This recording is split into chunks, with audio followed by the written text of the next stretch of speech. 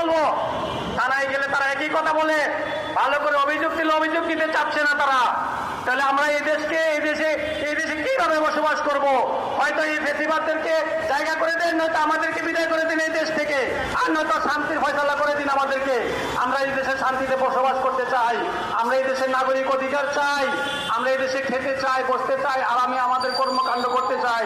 ঘর থেকে বের হলেই আতঙ্ক থাকে আমাদের মা বোনেরা, না জানি আমার ভাই কি হয়ে যায়, না জানি আমার বাবা কি হয়ে যায়, এই ধরনের আতঙ্কে থাকে। এই আতঙ্ক থেকে আমাদের একটা সুরাহা দরকার। আমাদের দেশের বর্তমান সরকার, উনি আমাদের মেহমান সরকার, আর এই মেহমান সরকারে এসে সারা জীবনের রাজনীতি করার জন্য অপেক্ষা করছে। এখন আমরা চাই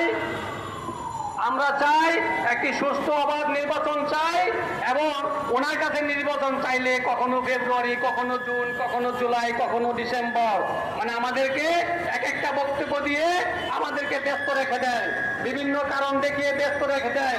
ওনার কাছে আমরা সঠিক কোনো ফয়সালা খুঁজে পাই না। সংগ্রামী বন্ধুগণ, আমরা এটার একটা নিশ্চিত একটা ফয়সালা চাই, ওনার কাছে একটা ভালো কিছু চাই।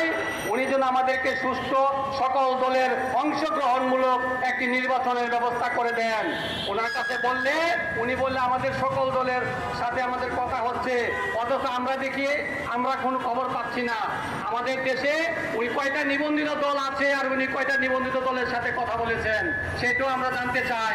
আমরা সাংবাদিক ভাইদের মাধ্যমে জানতে চাই, উনি কয়টা নিবন্ধিত দলের সাথে এই পর্যন্ত বসেছেন, কয়টা নিবন্ধিত দলকে উনি পাত্তা দিচ্ছেন, আর কয়টাকে পাত্তা দিচ্ছেন না।